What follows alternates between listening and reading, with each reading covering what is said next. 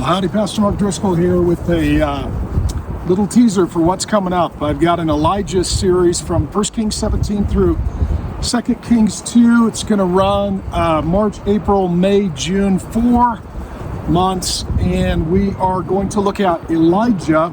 And actually, this is where I come to do a lot of my sermon prep, Bible study, prayer walking, hiking, and listening to the Lord. And this is where I got some incredible insights on Elijah. I was studying Elijah during the Christmas season and took a little break. Was supposed to be on vacation, and lo and behold, I started working on a study guide for Elijah, and it morphed into a 70-some thousand word book that I think will be published by a publisher. We're in negotiations and discussions, and I think that Elijah is this amazingly timely, prophetic, incredibly important book. And so I was sitting here just thinking and praying, and over the course of 2 days, I didn't sleep much. I thought things I'd never thought, I learned things I'd never known, and I wrote things I have not learned anywhere else. Just a little bit of a teaser and an intro. First of all, Elijah, prophet, comes out of the woods. He's a little untucked, a little uncouth. He doesn't quite dress right. He doesn't have the credentialing. He didn't go to seminary or Bible college. Doesn't tuck his shirt in, doesn't wear Dockers, doesn't say, yes, ma'am. He's just a bit of a mountain man. And that's why some years later, when John the Baptizer comes, they think he's Elijah. So Elijah's this dude. If he was on that show alone, he'd win it every single year. Tough guy, mountain man, man's man, dude of dudes, just comes out of nowhere into one of the worst seasons in all of Israel's history. 1 Kings 16 talks about generation after generation, political leader after political leader, just it goes from bad to worse and from the flesh to the demonic. It's much like our own day when just it seems like government is the problem, not the solution. And he comes in to rebuke King Ahab and Queen Jezebel.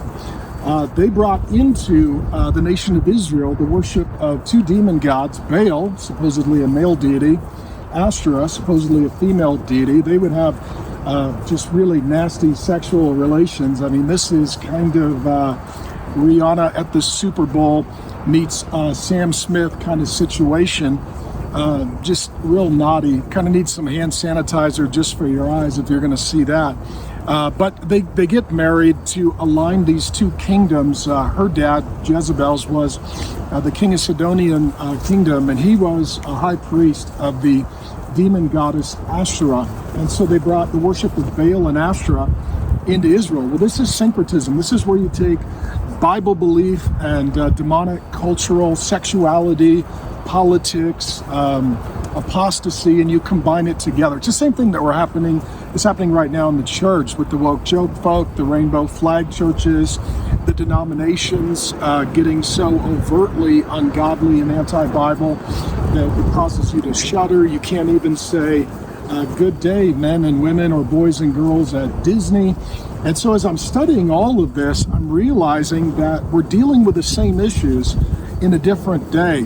Apostasy, we would call it wokeness, the worship of God being commingled with gender confusion and transgenderism and sexuality. And all that leads me to, while I'm verbal processing, one of the weirdest, most insightful moments I had getting ready for the Elijah series.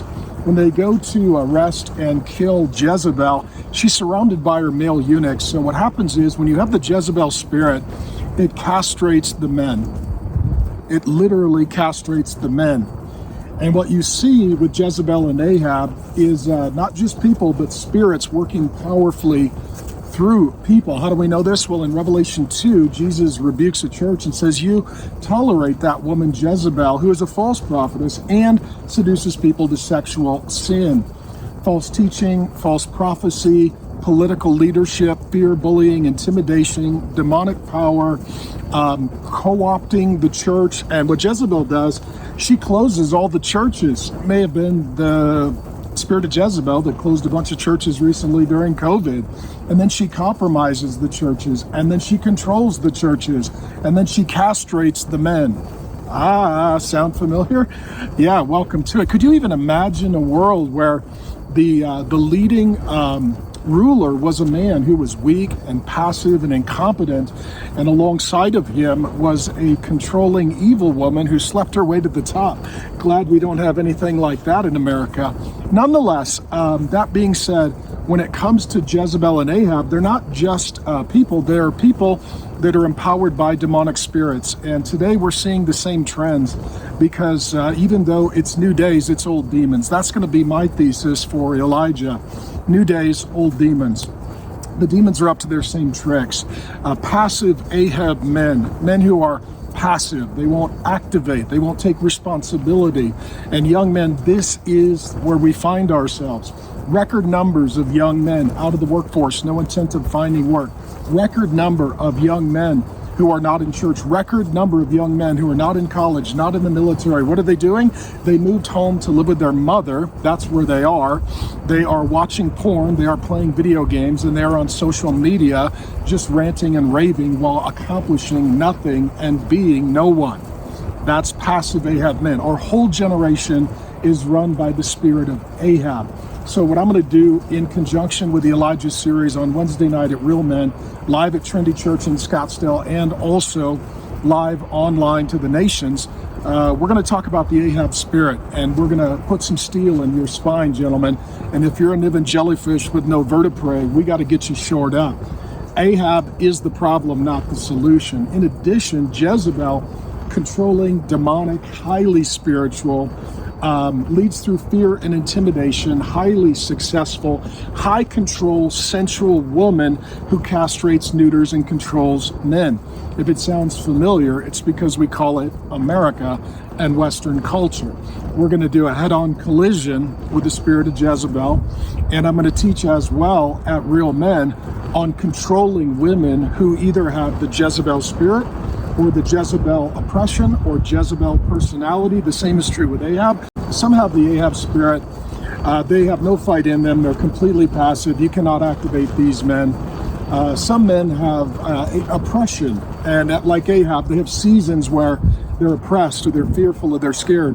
Even though Elijah's a man of God, he has a moment like that where he runs for his life after calling down fire from heaven to destroy the false prophets of Baal, 850 false prophets of Baal and Ashtoreth. He's so overcome with demonic oppression from the powerful demonic spirits of Ahab and also Jezebel that he runs 100 miles into the woods and wants to die. We're also going to talk about the personality that some people carry forth, not the possession or the oppression, but the personality of Ahab and or Jezebel.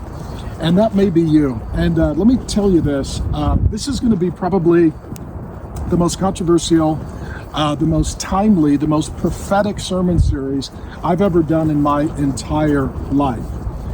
We've got a study guide that'll come along with it. I'm sure we'll be banned and kicked off of various platforms for various clips at various times. But here's the big idea. Israel, God's people, had been in decline for generations. Political leadership, corrupt, sexual perversion of every sort and kind, child sacrifice to the demon gods of Moloch and Baal. Today we would just call it abortion and Planned Parenthood. And they would literally burn their children in the fire. And today we just do it with chemical abortion, which literally burns the child to death, literally consumes them and destroys them. Because if you worship sex, you have to offer children as a sacrifice. We're going to learn about transgenderism. Oh, and this one's nuts. So here's what I'm thinking. You can field test it, and I'll get into it, and it's going to be in the study guide and in the book. So demons are not engendered male and female. Demons and angels live on a gender spectrum. They are neither male nor female. They can appear male or female, and angels in the Bible never appear to be involved in sexual relations with human beings, but demons do. Therefore, a demon is a transgender, non-binary sexual being on a spectrum committing sexual sin and promoting tolerance, which is the counterfeit of repentance. And tolerance is what Jesus rebukes the church at Thyatira for enduring with Jezebel. You tolerate her.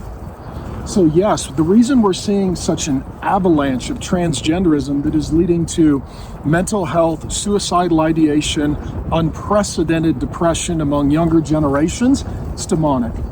It's trying to get them to deny their God-given gender categories, and instead of being able to live out of their God-given identity, made in God's likeness, male and female, what the transgender spirit of Jezebel and the passive spirit of Ahab wants to do is to cause people, particularly younger generations, to be conformed not to the image of God, but to the demonic and satanic. To be transgender, to live on a gender spectrum, to be fluid, non-binary, but sexual without any God-given limitations. It's why there's such a powerful pressure of cultural force toward transgenderism and sexual sin. Well, all of this, it's going to be very interesting. I appreciate your prayer. I think I've been up against the Jezebel spirit my whole life. I think that if I just rerun the tape, it's often passive men and controlling women who really dislike me the most. My assumption and presumption is this sermon series is going to come at a high cost. I don't like picking a fight, but I won't shy away from one.